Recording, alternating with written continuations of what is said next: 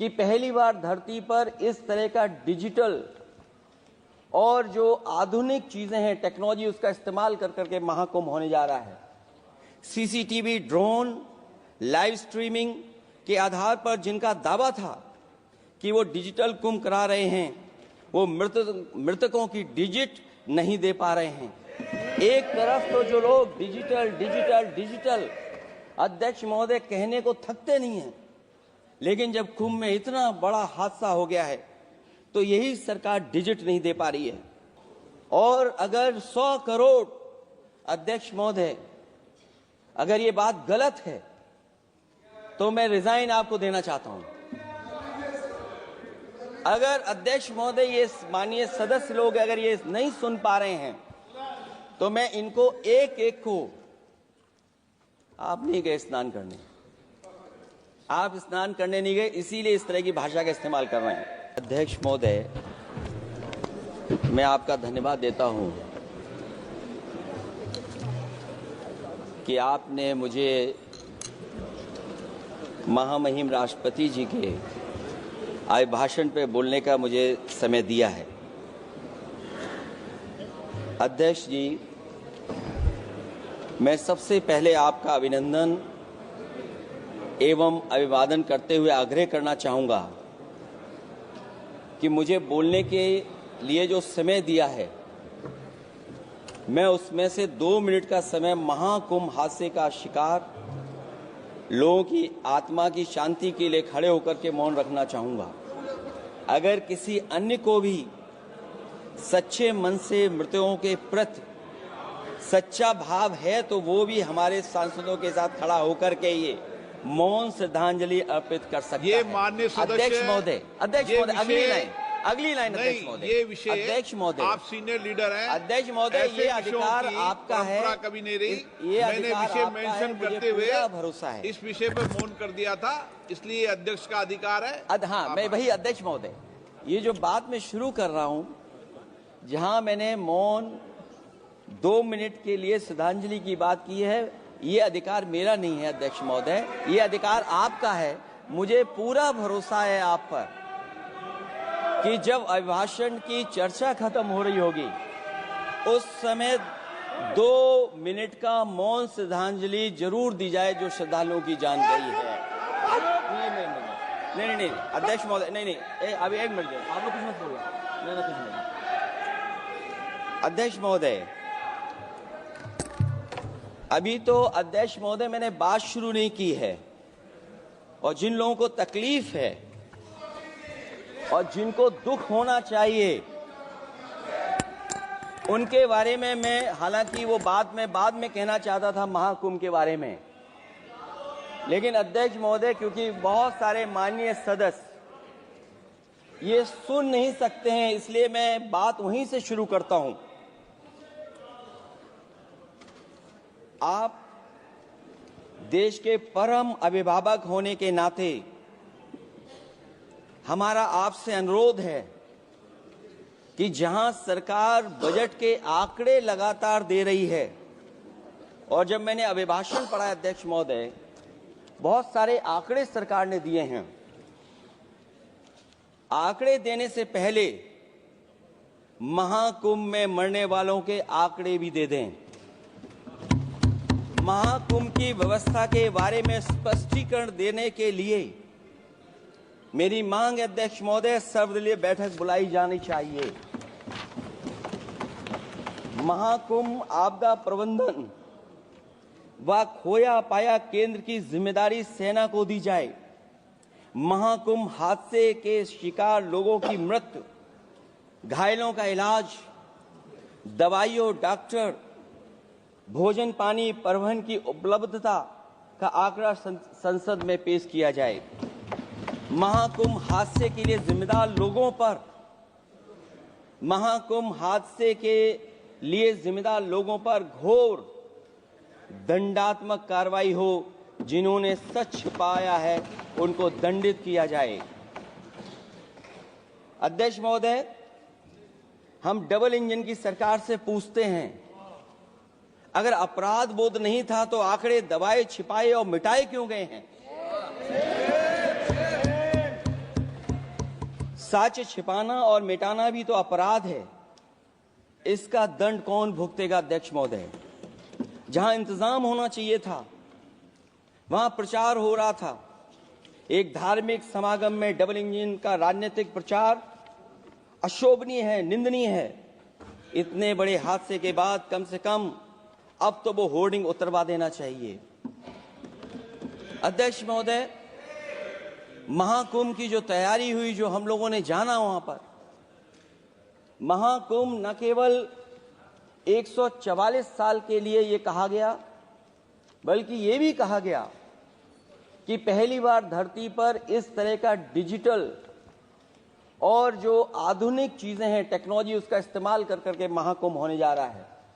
CCTV, drone, live streaming के आधार पर जिनका दावा था कि वो डिजिटल कुंभ करा रहे हैं, वो मृतकों की डिजिट नहीं दे पा रहे हैं।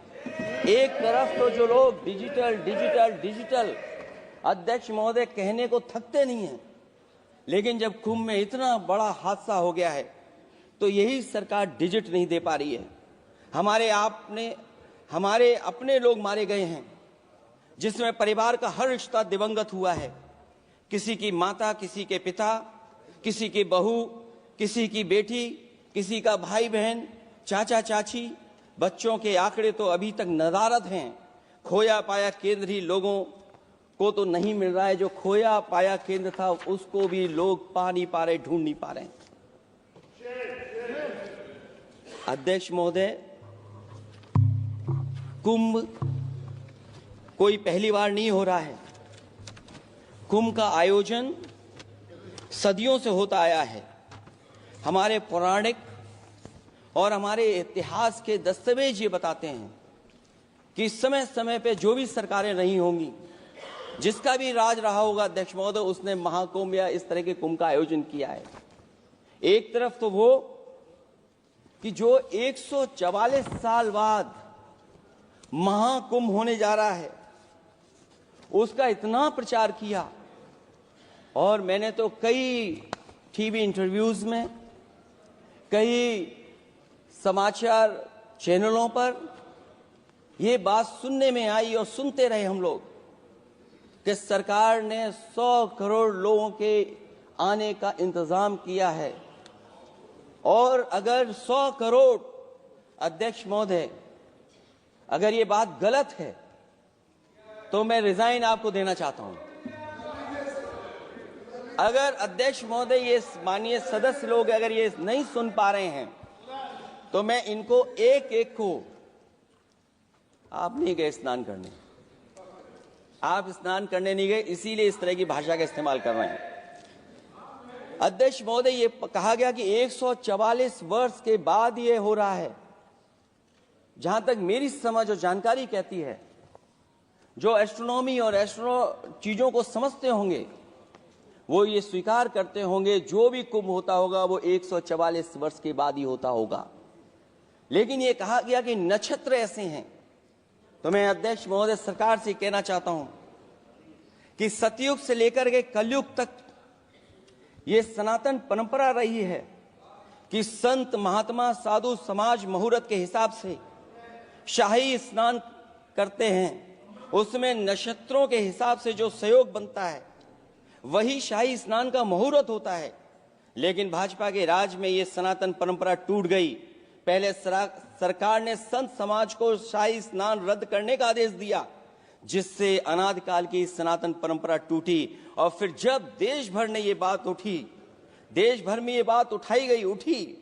तो उन्होंने हादसे को छिपाकर फिर से आदेश दिया कि अखाड़े शाही स्नान करने जाएं। इससे सरकार ने पावन मुहूर्त के स्थान पर अपने मनमाने समय पर स्नान कराने का आदेश दिया। बात उस दिन या तिथि की नहीं होती है, बल्कि निश्चित मुहूर्त काल की होती है। ये सनातन परंपरा तोड़कर इन लोगों ने अच्छा नहीं किया। और ये क्या परंपरा टूटी है कि नहीं टूटी है, मैं समझता हूं अध्यक्ष महोदय मुझसे बेहतर सामने वाले ज्यादा जानते होंगे इसके बारे में। और जो लोग, अध्यक्ष महोदय, जो हम लोगों ने देखा वहां पर लोग पुण्य कमाने आए थे और अपने अपनों के शव लेकर के गए हैं।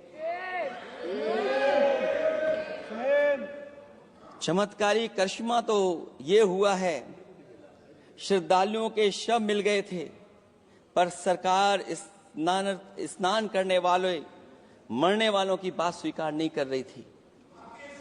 और इससे ऊपर ये बात जो वहां पर और हुई, अध्यक्ष महोदय, जब ये जानकारी हो गई कि कुछ लोगों की जान चली गई, लाशें हैं जो मोर्चरी में पड़ी हैं, अस्पताल में पड़ी हैं, उसके बाद सोचिए सरकार क्या कर रही है। अपने सरकारी हेलीकॉप्टर में फूड भर करके फूलों को डालने का काम किया। सोचिए, ये हमारी कहां की सनातनी परंपरा है। मैं जानना चाहूंगा सदन के माध्यम से हमारे माननीय सदस्य बताएं कि जहां लाशें पड़ी रही हों, न जाने कितनी चप्पलें पड़ी थीं, न जाने कितनी चप्पलें पड़ी थीं, न जाने कितने कपड़े पड़े थे, महिलाओं की साड़ियां थी, कपड़े थे, लेकिन उनको कैसे उठाया गया? उन सबको उठाया गया जेसीबी मशीन से, ट्रैक्टर की ट्रॉली से। उनसे उठा करके कहां फेंका कोई नहीं जानता, लेकिन जब उनको लगा कि वहां से बदबू आ रही है, तो यही सरकार के लोग छिपाने लगे हैं। यही आपका महाकुंभ का आयोजन था। और हर बात को छिपाने के लिए न केवल ये लोग मीडिया का सहारा ले रहे हैं, मीडिया का सहारा लेते लेते सुनने में आया है कुछ दबाव और कुछ स्वीटनर भी दिए जा रहे हैं जिससे उनकी खबरें बाहर ना आ जाएं। और अगर अध्यक्ष मोदी ये बात सब गलत है मेरी, अगर ये बात सब गलत मैं कह रहा हूं, तो अभी तो नेता सदन को अभी भाषण देना है। और मैं ये बात और कहना चाहता हूं, आप अपनी तरफ से जानकारी कर लीजिएगा। हमारे उत्तर प्रदेश के मुख्यमंत्री जी ने शोक नहीं प्रकट किया था। जब देश की राष्ट्रपति और प्रधानमंत्री जी ने शोक प्रकट किया, उसके बाद 17 घंटे बाद सरकार ने स्वीकार किया। अध्यक्ष मोदी, ये वो लोग हैं जो आज भी कोई सच्चाई स्वीकार नहीं कर सकते। इनका रास्ता क्या है मैं नहीं जानता हूं, कहां ले जाना चाहते हैं। लेकिन जब अध्यक्ष महोदय मैंने अभिभाषण पढ़ा है राष्ट्रपति महोदया का, तो वही पुरानी बातें कि 12 करोड़ शौचालय बन गए हैं, 10 करोड़ गैस कनेक्शन हो गए हैं, 80 करोड़ लोगों को राशन दिया जा रहा है, 25 करोड़ लोगों को मिडिल क्लास में शामिल कर दिया गया, न्यू मिडिल क्लास में शामिल कर दिया गया। 80 और 85 को अगर हम जोड़ दें अध्यक्ष महोदय, 105 करोड़ हो गए। बच्चों को और जोड़ दें तो सरकार अध्यक्ष महोदय किसके लिए काम कर रही है? किसके लिए काम कर रही है? अगर 80 को राशन दें, 25 को न्यू मिडिल क्लास में जोड़ दें, 105 करोड़ हो गए। और जो बाकी बचे हैं हमारे देश की आबादी, जिसको 140 करोड़ बता रहे हैं, उसमें कम से कम बच्चे कुछ तो संख्या होगी, आधी आबादी की संख्या होगी। अगर उसको हम बाहर निकालें तो आगे आज सरकार किसके लिए काम कर रही है? वही बात पुरानी सुनने को मिलती है कि राष्ट्रीय मिलिट्री स्कूल बन गए हैं, राष्ट्रीय मिलिट्री स्कूल जिनमें बालिकाओं की भर्ती शुरू हो गई है। अध्यक्ष महोदय, ये एक बता दें जो नया इन्होंने 10 साल के अंदर राष्ट्रीय मिलिट्री स्कूल खोला हो।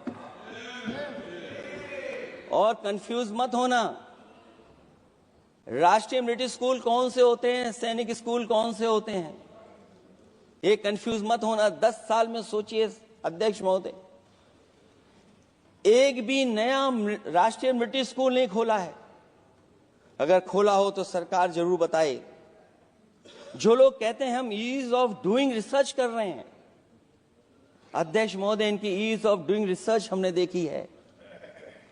इनकी ईज ऑफ डूइंग रिसर्च अपनी इमेज चमकाने के लिए और दूसरे की इमेज बर्बाद करने के लिए ईज ऑफ डूइंग रिसर्च चल रही है। Ease of doing business.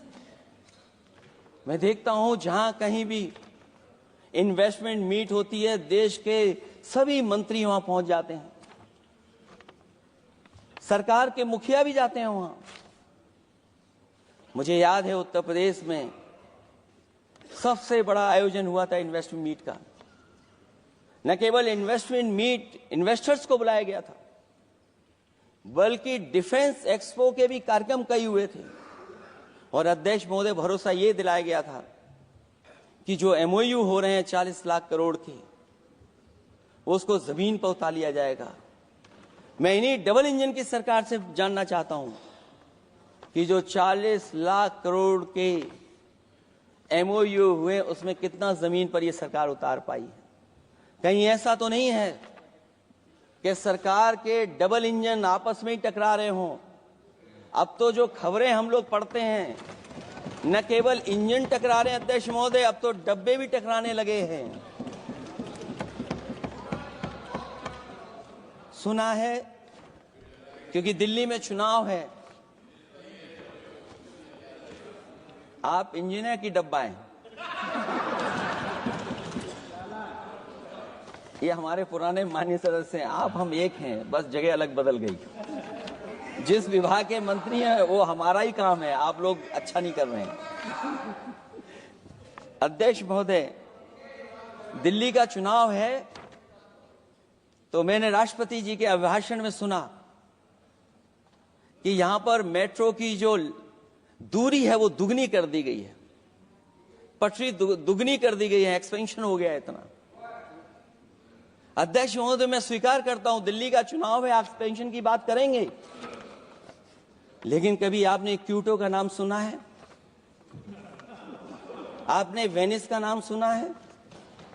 मैं अध्यक्ष महोदय आपके माध्यम से, जिसको क्यूटो बनाने के लिए सपना देखा गया था, 10 साल पूरे हो गए हैं, अभी तक वहां पर मेट्रो की शुरुआत नहीं कर पाए हैं। और अध्यक्ष महोदय, मैं ये बात इसलिए कह रहा हूं, अध्यक्ष महोदय मैं इसलिए बात कह रहा हूं कि जिस समय समाजवादी सरकार थी, जितनी भी मेट्रो आज यूपी में चल रही हैं, सब की सब समाजवादियों की देन है, एक भी आपकी देन नहीं है। और इस समय पर मैं याद करना चाहता हूं, उस समय देश के प्रधानमंत्री मनमोहन सिंह जी को जब मैं पहली बार मुख्यमंत्री बनकर के उनसे मिलने गया था, मैं बहुत सारे उनके काम उत्तर प्रदेश के लेकर के गया था। आज वो हमारे बीच नहीं हैं, लेकिन कम से कम उन्हें इसी बात से याद कर रहे हैं, जो जो मैंने काम उस समय दिए थे, एक एक काम उस समय के प्रधानमंत्री जी ने मेरा पूरा कर करके, और उसका परिणाम ये हुआ है अध्यक्ष महोदय, और उसका परिणाम ये हुआ है कि आज उत्तर प्रदेश में जितनी भी मेट्रो चल रही हैं, चाहे वो लखनऊ की हो, कानपुर की हो, आगरा की हो, नोएडा की हो, ग्रेटर नोएडा को जोड़ रही हो, दिल्ली को जोड़ रही हो। और अध्यक्ष महोदय, जिस समय उद्घाटन हुआ था दिल्ली से नोएडा को जोड़ने वाली मेट्रो का, उस समय देश के प्रधानमंत्री एक विदेश के बहुत बड़े उनके साथ बैठ करके गए थे उद्घाटन करने। वो अगर किसी ने काम किया था पूरा, तो नोएडा अथॉरिटी और समाजवादी सरकार ने, उसमें आपकी देन कोई नहीं थी। ये बात मैं मेट्रो की इसलिए कर रहा हूं कि जो लोग दिल्ली में मेट्रो बना रहे हैं, वो बनारस में मेट्रो क्यों नहीं बना पा रहे हैं? और दिल्ली का विकास अपने आप हो जाएगा, बस ये जो भारतीय जनता पार्टी की दिल्ली वाली सरकार है वो हस्तक्षेप करना बंद कर दे। अध्यक्ष महोदय, रिवर लिंकिंग का कार्यक्रम कुछ दिन पहले प्रधानमंत्री जी ने किया। अध्यक्ष महोदय, मैं आपके माध्यम से, जहां किसानों के लिए एक नई चीज आ रही है, जिससे कि न केवल उनकी खेती बाड़ी बल्कि बहुत सा सुधार दिखाई देगा। खेती बाड़ी को भी पानी मिलेगा, पीने का भी पानी होगा। इंटरलिंकिंग पुरानी योजना है, और मुझे याद है जब पहली बार उसका एमओयू साइन हुआ था, उस समय दोनों प्रदेश के मुख्यमंत्री शामिल थे, लेकिन जब उद्घाटन हुआ है तो दोनों के प्रदेश के मुख्यमंत्री वहां से गायब थे। और वो कारण अगर जानना चाहोगे तो वो कारण भी बता दूंगा अगर आप कहोगे तो। जहां इंटरलिंकिंग हो रही रिवर की, ये अच्छी योजना है। 40,000 करोड़ रुपए आप खर्च करने जा रहे हैं। लाखों लाख जमीन उत्तर प्रदेश और मध्य प्रदेश की सिंचाई के लिए शामिल हो जाएगी। लोगों को पीने का पानी मिलेगा। लेकिन जिनकी जमीन जाएगी उन किसानों को, गरीबों को क्या सरकार मदद कर रही है? लैंड एक्विजिशन मैंने भी की एक समय पर, और मुझे याद है अध्यक्ष महोदय, जब मैंने लैंड एक्विजिशन किया था उसमें भारत का ये लैंड एक्विजिशन एक्ट नहीं आया था। मैंने किसानों से बातचीत की थी और किसानों से समझाया कि ये योजना से, परियोजना से क्या लाभ होने जा रहा है। वहां के किसान तैयार हो गए और उसका परिणाम ये था कि 21 महीने में देश का सबसे बेहतरीन एक्सप्रेसवे और जमीन एक्वायर कर करके हम लोगों ने बना करके दिखा दिया।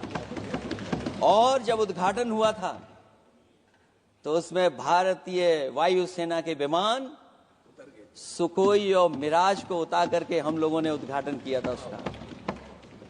ये बात मैं इसलिए बता रहा हूं, जिस हाईवे पर देश के प्रधानमंत्री जी उतरे थे और उद्घाटन के बाद प्रधानमंत्री जी के पीछे पीछे कोई चल करके आया था। वो हाईवे भी अगर किसी ने डिजाइन किया था तो समाजवादी सरकार का डिजाइन था, वो भारतीय जनता पार्टी का डिजाइन नहीं था। और अगर इनका डिजाइन होता तो उत्तर प्रदेश में कोई नया हाईवे ऐसा बना करके दिखाएं जिससे हवाई जहाज उतर जाए। नहीं तो मैं मानूंगा कि आप जो कह रहे हैं कि आधुनिक इंफ्रास्ट्रक्चर बनाना चाहते हैं, आपकी परिभाषा क्या है आधुनिक इंफ्रास्ट्रक्चर की? और ये बात में जो इतनी घुमा फिरा के कह रहा हूं, वो बात में लौट करके उसी पे जा रहा हूं अध्यक्ष महोदय। अगर 40,000 करोड़ की योजना बनी है रिवर इंटरलिंकिंग की, तो जिन किसानों की, जिन गरीबों की जमीन जा रही है, उन किसानों को आप सही तरीके से मुआवजा, मदद उनकी क्यों नहीं कर रहे हो आप? अध्यक्ष महोदय, मैं इस अभिभाषण के माध्यम से जब सदन में जवाब आए तो उन किसानों की मदद होनी चाहिए। वो किसानों के पास कुछ नहीं है। उसके बाद आपका जो पैकेज है, आपका पैकेज पता नहीं क्यों कंजूस बनाता है कोई। आपका पैकेज कंजूस बनाता है कोई। कम से कम आपका दिल बड़ा होना चाहिए, और इतना बड़ा दिल हो कि किसान खुशहाली के रास्ते बजाए। आपने किसानों की आय दोगुनी नहीं की, आप आय दोगुनी नहीं कर पाए हैं। कम से कम उन्हें वो मदद करने का काम करें। इसमें अध्यक्ष महोदय, मैं राष्ट्रपति जी के अभिभाषण पर पढ़ रहा था कि सोलर को लेकर के और रूफटॉप सोलर एनर्जी को, स्कीम को लेकर के बहुत बड़ी योजना और कई हजार करोड़ रुपए सरकार खर्च कर रही है। मुझे याद है जब देश के राष्ट्रपति कलाम साहब थे, उन्होंने एक प्रेजेंटेशन किया था सरकार के सामने, और प्रेजेंटेशन के बाद मैंने उनसे निवेदन किया कि अगर ये योजना मैं कर दूं तो आप क्या उद्घाटन करने आएंगे? उन्होंने कहा कि अगर ये आप कार्य योजना लागू कर देंगे तो उद्घाटन करने भी मैं आऊंगा। अध्यक्ष महोदय, उस दिन आंधी तूफान था, टेंट बिल्कुल उड़ गया था। इतना शायद पानी और बिजली का चमकना इतना था कि मैंने खुद रिक्वेस्ट की थी उनसे कि आप मत आइए, फिर कभी हम लोग कार्यक्रम कर लेंगे। लेकिन वो कार्यक्रम में आए, उन्होंने उद्घाटन किया। और अध्यक्ष महोदय, जो लोग कह रहे हैं 40,000 करोड़ की रूफटॉप स्कीम लाए सोलर की, जो मिनी ग्रिड बना करके पूरे के पूरे गांव को हम लोगों ने फ्री बिजली दी थी। फ्री बिजली उनको मिलती थी 24 घंटे, उनकी चक्की चलती थी, उनका सिंचाई का पानी का इंतजाम होता था। जब तक समाजवादी सरकार रही तब तक वो योजना चलती रही, और जैसे ही समाजवादी सरकार गई, इन्हीं के लोगों ने उसका मेंटेनेंस रोक दिया। न केवल उस गांव का जिसका राष्ट्रपति रहे उन्होंने उद्घाटन किया, बल्कि और जितनी भी सोलर की स्कीम चल रही थी, लोहिया आवास में जहां सोलर स्कीम के माध्यम से हम लोग गरीब को सोलर पैनल के माध्यम से उनको बिजली दे रहे थे, फ्री बिजली, उन सब योजनाओं को इन्होंने बंद करने का काम किया है। सोचिए, ये वो लोग हैं जो इंफ्रास्ट्रक्चर बनाना चाहते हैं। अध्यक्ष महोदय, चीन के सवाल को लेकर के कांग्रेस पार्टी के भी कुछ विचार हैं, हमारे भारतीय जनता पार्टी के लोगों के भी विचार हैं। सच्चाई ये सदन और ये देश भी जानता है, एक समय पर हम लोगों ने बहुत लाखों लाख किलोमीटर की जमीन, लाखों लाख एकड़ की जमीन हम लोगों ने खोई, और अब उसी रास्ते पर भारतीय जनता पार्टी चल रही है। अध्यक्ष महोदय, सवाल यह है, जमीन खोने के साथ साथ भारतीय जनता पार्टी स्वीकार नहीं कर रही है कि जमीन चीन ने कब्जा की है। और ये बात अगर हम लोग कह रहे हैं तो जो अखबारों में खबरें निकलती हैं, टीवी पे कभी कभी खबरें आती हैं, अध्यक्ष महोदय सरकार को कहिए कि ऐसे चैनल, ऐसे अखबारों पे FIR लिखा कर उन्हें जेल भेज दो, क्योंकि कुंभ की जो खबर चलाना चाहते थे, कुंभ की जो खबर देना चाहते थे, उन कुछ साथियों पे आपने FIR लिखा दी है। अगर कुंभ पर सच्ची खबर दिखाने वालों पे आप FIR लिखा सकते हैं, तो फिर चीन की खबर, जो खबर चला रहे हैं, उस पर भी आपको FIR लिखवानी चाहिए। दूसरा, हमारा एक जाति जनगणना का मसला बहुत पुराना है, ये कोई नया नहीं है। आरक्षण के सवाल पर इस देश में दक्षिण भारत से लेकर के उत्तर भारत में और देश में जगह जगह पर बहुत सारे नेता ऐसे रहे जो आज हमारे बीच नहीं हैं, जिनकी वजह से हम आज उस आंदोलन को आगे ले जा रहे हैं।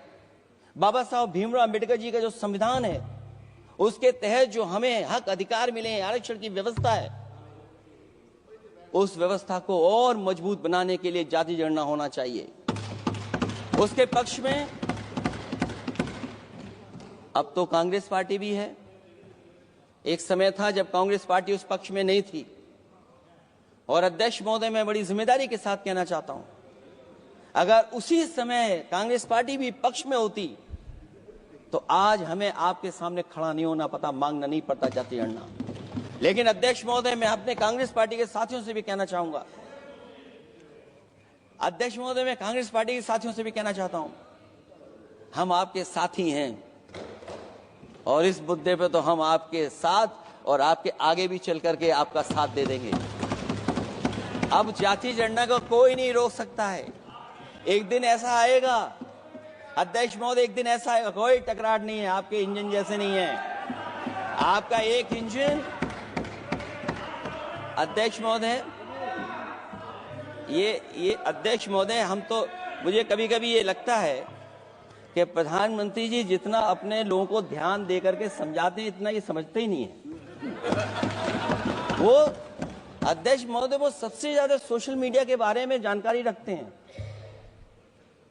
आप भी जानकारी रखा करो। अगर आप जानकारी रखोगे तो आपको सच्चाई पता लग जाएगी। एक इंजन ने नमस्कार नहीं किया था दूसरे इंजन को, अगर याद हो तो पता कर लें। और ये बात अगर छिपी हुई हो, ऑनरेबल मेंबर, अध्यक्ष महोदय, अभी तो मैंने शुरू नहीं किया, मेरा लिखा हुआ बहुत लंबा है। कंक्लूड करें, आप समाप्त करें प्लीज। और अध्यक्ष महोदय, एक सवाल और बड़ा उठा है, नौकरी को लेकर के, रोजगार को लेकर के, और हमारे भारत की जो मैन्युफैक्चरिंग सेक्टर है उसको बढ़ावा कैसे दिया जाए। चीन जैसा देश केवल एक पे हमला नहीं कर रहा है अध्यक्ष महोदय, आपकी जमीन भी छीन रहा है और आपका बाजार भी छीन रहा है। और ये बात अगर गलत हो तो सरकार हमें बताए, वो आंकड़े दे। अगर कांग्रेस पार्टी का रास्ता था तो आपका रास्ता कांग्रेस पार्टी का क्यों है? अगर कांग्रेस पार्टी का वो रास्ता था तो आपका रास्ता क्यों है वो? मैं तो जानता हूं जिस दिन उनके सहयोगी साथी समझ लेंगे, वो भी साथ छोड़ जाएंगे। दूसरा जो सवाल कहा गया है अध्यक्ष महोदय, जिस समय बाजार खोला गया, जिस समय हमारा व्यापार के लिए पूरा बाजार खोल दिया, हमसे ज्यादा वित्त को समझने वाले इकोनॉमिस्ट और बहुत सारे जानकार लोग, वो मुझसे बेहतर समझते होंगे, लेकिन मैं ये बात समझता हूं कि जिस समय बाजार खोला गया उस समय ध्यान उतना हमारे देश की अर्थव्यवस्था पर नहीं रखा गया। अगर उसी समय पर मैन्युफैक्चरिंग सेक्टर को जिस जिम्मेदारी से रखना चाहिए था नहीं रखा गया, अगर उस समय रखा गया होता तो शायद अध्यक्ष महोदय हम लोग चीन से आगे निकल गए होते। आज चीन आ गए, हम लोग पीछे हैं। क्या आप इनको ज्ञान दे रहे हो क्या? अध्यक्ष महोदय, अपना रास्ता तो वही है, साइकिल वाला। इसलिए अध्यक्ष महोदय, अगर मेरा समय है अभी, क्योंकि मैं बहुत कुछ लेकर के आऊं। और जहां तक इंफ्रास्ट्रक्चर की बात है, आप कहते हैं कि देश का आधुनिक इंफ्रास्ट्रक्चर बनेगा, न केवल उसके नागरिकों को एक बेहतर जीवन, देश की नई पहचान देता है, बल्कि देश को एक नया आत्मविश्वास भी देता है। अरे अगर ये बात सच है तो अध्यक्ष महोदय, मैं वो बात कहना चाहता हूं कि 2022 के चुनाव से पहले एक बुंदेलखंड एक्सप्रेस वे बनाया गया था, और जिसकी तैयारी को लेकर के देश के प्रधानमंत्री जी गए थे। कितनी सजावट हुई थी, कितनी तैयारी हुई थी। जो हमारे बुंदेलखंड के साथी माननीय सदस्य चलते होंगे बुंदेलखंड के एक्सप्रेस वे पर, वो जानते होंगे। प्रधानमंत्री जी उद्घाटन करके गए, पानी बरस गया, बुंदेलखंड बह गया, एक्सप्रेस वे बह गया। और सोचिए अध्यक्ष महोदय, कब उद्घाटन किया था आपने? 22 में, और आज भी मेंटेनेंस चल रहा है उसमें। 22 के बाद से आज तक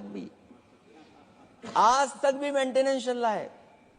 और कहीं अगर आपने जो गाड़ियां बाजार में ला दी हैं, जो बाजार में आजकल अध्यक्ष महोदय जो गाड़ियां आ गई हैं, अगर वो कहीं अपनी रफ्तार से चलेंगी तो या तो पेट दर्द होगा या कमर का दर्द होगा, दोनों में से एक के लिए तो इलाज जाना ही पड़ेगा। और वो कितने हजार करोड़ का बना? 14,000 करोड़ का। इसी तरह गोरखपुर लिंक एक्सप्रेसवे यूपी में 91 किलोमीटर। जो हमारे रोड की जानकारी रखते होंगे, एनएचआई की जानकारी रखते होंगे, वो जानते होंगे कि गोरखपुर लिंक जो 2022 में शुरू हो जाना चाहिए था, वो अभी तक शुरू नहीं हो पाया। वो 91 किलोमीटर का 7,283 करोड़ का बन रहा है। जो पूर्वांचल एक्सप्रेस वे, कभी समाजवादी सरकार ने उसको डिजाइन किया, उसको सब कुछ आगे बढ़ाया, वो 340 किलोमीटर का 22,000 करोड़ के लगभग का बना है। लेकिन जहां तक मैं बना करके छोड़ गया, वहां से आगे नहीं बढ़ा। और अगर वो बढ़ गया होता तो बिहार और बंगाल के लोगों के लिए बहुत रास्ता आसान हो जाता। इसी तरह एक गंगा एक्सप्रेस वे बन रहा है, जिसके बारे में सरकार ने ये कहा कि हम कुंभ से पहले शुरू कर देंगे, कुंभ से पहले गंगा एक्सप्रेस वे शुरू हो जाएगा। अध्यक्ष महोदय, वो नहीं शुरू हो पाया। मुझे लगता है जिस रफ्तार से वो काम हो रहा है, अगला जब अर्ध कुंभ आएगा तब तक ही बन पाएगा वो। ये बातें मैं इसलिए बोल रहा हूं अध्यक्ष महोदय, क्योंकि यूपी को, बिहार को दे दिया, हमें कोई तकलीफ नहीं है। बिहार भी तरक्की करे, हम भी साथ देंगे बिहार का, कोई तकलीफ नहीं है। लेकिन यूपी में अगर कोई भी एक भारत सरकार के एनएचआई का एक्सप्रेस वे आया हो तो बता दें। एक भी कोई एक्सप्रेस वे दिया हो तब, जब देश के प्रधानमंत्री को 2 बार और नहीं तीसरी बार भी मौका दिया उत्तर प्रदेश ने। मैं अध्यक्ष महोदय आपका इशारा समझ रहा हूं। बाकी अध्यक्ष महोदय भाषण में अब बजट पे पढ़ दूंगा, मेरा बाकी भाषण बजट में होगा। मैं अपना भाषण खत्म करते हुए केवल इतना कहना चाहता हूं, मैं जो मेरे सुझाव आए हैं उन सुझावों को शामिल करे सरकार, और केवल प्रचार में न रहे सरकार। अध्यक्ष महोदय, मैं अपनी बात खत्म करने से पहले जो राष्ट्रपति जी ने कहा है, मैं भी सहमत हूं उससे। मैं उनकी सब लाइनें पढ़ना चाहता हूं। जो राष्ट्रपति महोदया जी ने कहा है, मैं उससे सहमत हूं। हमारा हिंदुस्तान 140 करोड़ आबादी वाला देश है। हमारे यहाँ भिन्न भिन्न राज्य, भिन्न भिन्न क्षेत्र, भिन्न भिन्न भाषाएं हैं, परंतु एक राष्ट्र के रूप में हमारी एक ही पहचान है, हिंदुस्तान। और हमारा एक ही संकल्प है, एक ही लक्ष्य है, विकसित हिंदुस्तान। आने वाले वर्षों में देश को विकसित राष्ट्र बनाने के लिए हम सभी दृढ़ संकल्पित हैं। इस संकल्प में देश के शहीदों की प्रेरणाएं हैं, पूज्य बापू के मानवीय आदर्श हैं, और सरदार पटेल जैसी मां भारती की संतान द्वारा हमें दिलाई गई एकता की शपथ है। हमें इन प्रेरणाओं को आगे रखते हुए एकता के इस समर्थ विकसित हिंदुस्तान के संकल्प को पूर्ण करना है। आइए हम एक बार फिर एकता के संकल्प को दोहराएं और हिंदुस्तान के सपनों को पूरा करने के लिए कटिबद्ध हों। जब हम साथ मिलकर बढ़ेंगे तो हमारी भावी पीढ़ियां 2047 में अवश्य विकसित, सशक्त, समर्थ, समृद्ध, सोशलिस्ट, सेकुलर, डेमोक्रेटिक हिंदुस्तान देखेगी। मैं इतनी ही बात कहते हुआ, क्योंकि 10 बजट आपने पेश किए हैं, वो आप समझ गए होंगे, आप समझ गए बात को जो मैं कह रहा हूं। अध्यक्ष महोदय, जो बात मैं कह रहा हूं वो बात वहां तक पहुंच गई है। उनके चेहरे बता रहे हैं कि बात वो पहुंच गई है। और मैं अपने अंत में बस यही कहूंगा, क्योंकि 10 बजट के बाद ये अभिभाषण सुन रहे हैं हम लोग, 11वां बजट आ गया है। बजट हो ऐसा जिसमें सबके लिए उम्मीदें हों, समृद्धि की दिवाली और खुशियों की ईद हो। बहुत बहुत धन्यवाद अध्यक्ष महोदय, मैं आपका धन्यवाद देता हूं और सभी माननीय सदस्यों का जिन्होंने सुनने का काम किया। बहुत धन्यवाद। श्री सौगत राय जी।